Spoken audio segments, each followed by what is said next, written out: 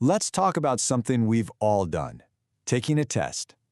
Today, we're going to peek behind the curtain and break down the hidden science that goes into building an exam that's actually fair, effective, and, believe it or not, insightful. You know that feeling, right? Sitting at a desk, that paper in front of you. But have you ever really stopped to think about what makes a test a good test? It's a massive challenge for educators, to design something that truly measures what you've learned. All right, so here's our game plan. We'll start with the basics, looking at the question toolkit. Then we'll get into the clever part, choosing your questions. After that, we'll see how tech-powered assessments are shaking things up. And finally, we'll take a look into the future with the AI test maker.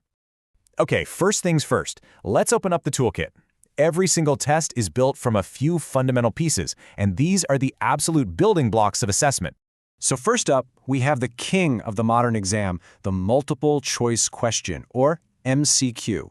The big deal here is efficiency. You can cover a ton of ground, a huge range of topics all in one go. It's just perfect for checking factual recall.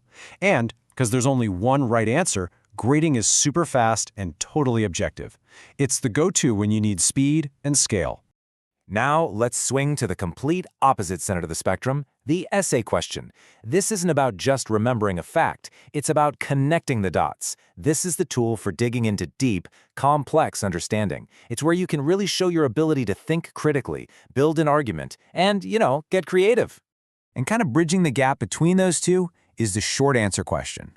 This one is all about getting a concise, direct response. It's a fantastic way to see if someone can explain a key idea in their own words, but without writing a whole novel. It's a great little test of focused, clear understanding. So check this out. This slide really shows you the trade-offs. You see how multiple choice is amazing for testing broad knowledge quickly with objective scoring? But essays, they're all about deep analysis, which is naturally slower and more subjective to score. The key takeaway here is that they aren't interchangeable. They're specialized tools for very different jobs. So, you've got the tools in your toolkit, but how do you actually use them? Well, that's where the strategy comes in. Let's see how these pieces come together to build a really effective test. A really well-designed test isn't just a random collection of questions. It follows a plan. It always starts with defining your goals. What are you actually trying to measure? Then you use MCQs to cover the broad facts. After that, you go deep with essays to test critical thinking. You pop in some short answer questions to check on specific concepts. And this part is crucial. You use what are called formative questions along the way.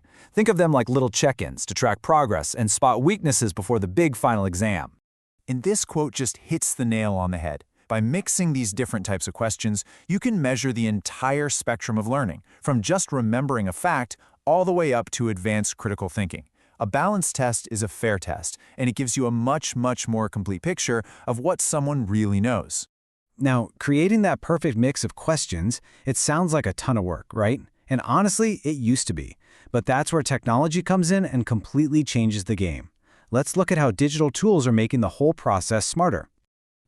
Modern platforms are a total game changer. They can automatically grade multiple choice questions, even shuffle them around. For essays, they use digital rubrics to make the grading way more consistent. They can even scan short answers for keywords. Plus, they can manage these massive question banks, so building new tests is a breeze, and you get instant data on how students are doing.